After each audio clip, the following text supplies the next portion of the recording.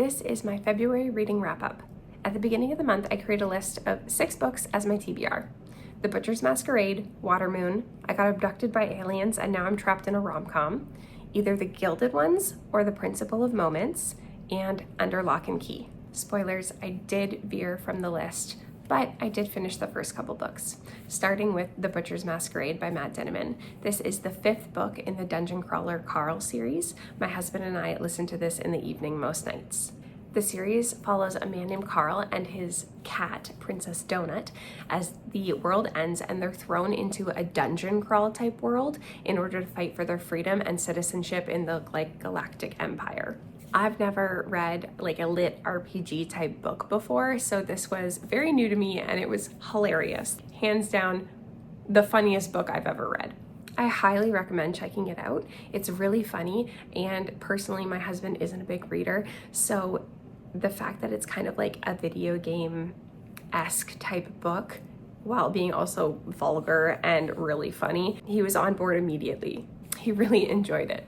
So this was the 5th book in the series, and I don't want to give too many spoilers away or anything like that, but the book itself starts out with one of the most badass moments in the series, in my opinion. I loved the way the book started. I thought it was really good. I also really enjoyed the premise of this one. So each book, for the most part, is a different level in the dungeon crawl, and this one was good. I really liked the setting that they built for this level. So that was really enjoyable. The way it started was really good, and one of the characters, Princess Donut, she had a really stick it to them type of moment that I really enjoyed, but was also really emotional. So that was fantastic. I find that Matt Dinniman usually ends his books with this, oh my God, what's gonna happen next moment? And of course delivered that once again with this book. So we were immediately starting number 6. The 7th book recently came out, I think late last year, and then the audiobook for the 7th book came out this month in February. So if you are thinking about maybe getting into reading, or you really like audiobooks in general, I very much suggest this one. It is really, really good. It's for the most part narrated by one person, but he does so many different voices that you can tell what characters are speaking. It's very impressive.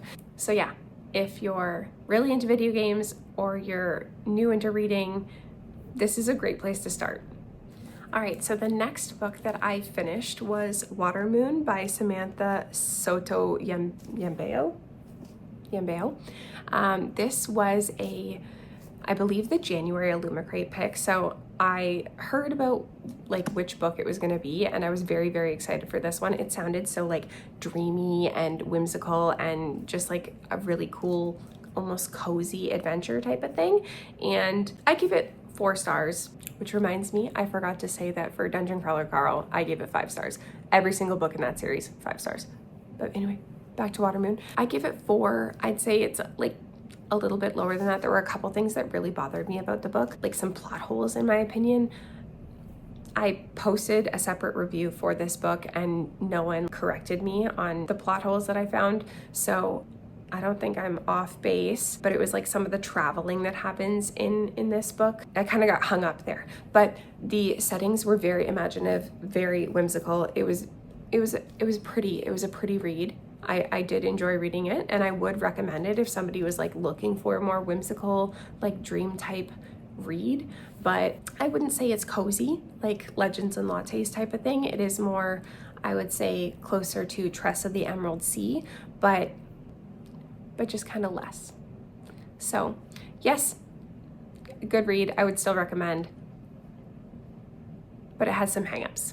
Next is where I veered slightly from my TBR. So I wanted to read I Got Abducted by Aliens and Now I'm Trapped in a Rom-Com.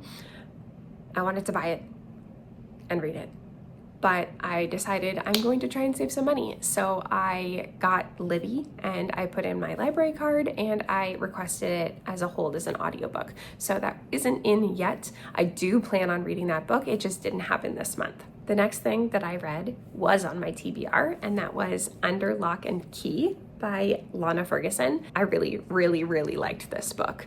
I love a rom-com, I do. And I love it when the characters don't know each other beforehand. Like I'm not much of a like second chance at love type of rom-com girl, but this one, they didn't know each other beforehand. So perfect, love it. That's the way I like it. This, I believe, was also a January Afterlight pick. And I was a little nervous about a Loch Ness Monster romance. Like, sounds really cheesy, but it was well done. I loved the fact that there was a mystery to the book. I like that mix of genre. So the fact that it was a rom-com, it had a mystery that they were trying to solve, and it has the fantasy element of the Loch Ness Monster. It was great. It was really, really good.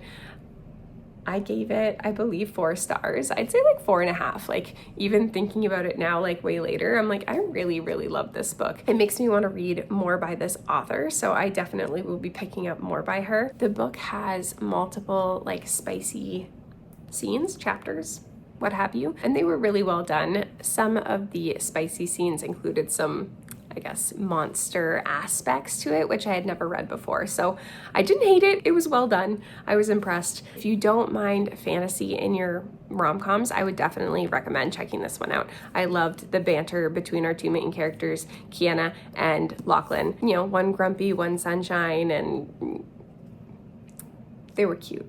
It was a good read. So the next thing I read was not on my TBR at all, but I was on the Libby app and I was checking out all the stuff that was available, and this one said it was several months wait, and then suddenly it became available, so I couldn't say no.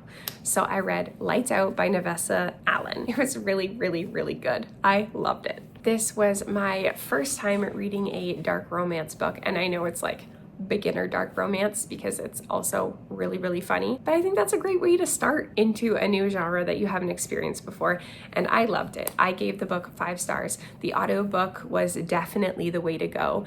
It was duet, so the female main character did her voice and the male main character did his, and it didn't matter like whose chapter point of view we were in, they were doing their own parts, so that was fantastic. The male main character's mannerisms, voice inflections, whatever you call it, he did a fantastic job. It made the book so funny to listen to, as well as, of course, a great spicy read. Really, that's what this book is, mostly spice, with like some really funny parts sprinkled in, and of course it is a dark romance, so there was crime and crazy stuff that also happened, but I absolutely loved the dynamic between the female main character and the male main character. I loved them so much.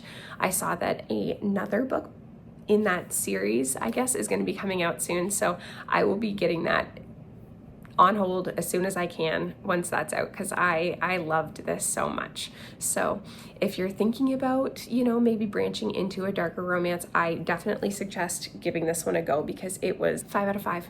Really funny, really spicy. It was a great time. For the last book that I got to in February, I went back to the TBR where I was trying to decide between the Gilded ones and the Principles of Moments. The Principle of Moments? The Principle of Moments. So I ended up going with the Principle of Moments, and I chose this one because I haven't had a like sci-fi space opera book in so long, so I was ready for it. Unfortunately, I did not finish this in February, so I can't talk too much about it. I'm about 65% through right now, and I'm really enjoying it. It's good. It is a YA book, and I find so far anyway that we have all the great parts of a YA and not the annoying parts. So that's really nice. There's like nonstop action almost, like things are happening.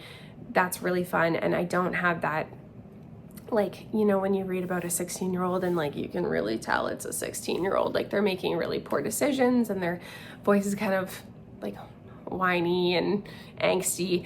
That's not happening here. I believe our youngest character is 19 and she's not annoying at all. So that's been that's been nice. I was a little worried. I get concerned when I go into YA books now that I'm going to be annoyed with the characters, and this one, it doesn't have that. The only thing that's bothering me so far is there's quite a few spelling mistakes in the book, but it's not like, that's not a deal breaker for me, but I just keep going, huh? and then moving on. It's a great space opera. We've got multiple main characters, I think two. A third person's kind of been introduced, and I feel like they should be a main character, and I'm like, why aren't they on the cover? But we'll see. But yeah, it's high stakes. There's space travel and time travel and like prophecies, and it's really, really good. I'm excited to finish this, and I know that there's going to be a second and third book coming out like in the next year or two. So if things continue the way they're going, I will be grabbing those ones as well, because this has been really, really good. No star rating because I'm not done yet, sadly. So this is going to be moving on to my March TBR. 6 books were on the February TBR, and I got through 3.5 of them, a little over half, and also read a separate one as well. So 4.5 books read, but 3.5 of them were off of the TBR. A pretty good month for me. I'm usually at like 3, maybe 4 books in a month. So it was good. It was great. Plus I liked what I read. An enjoyable month.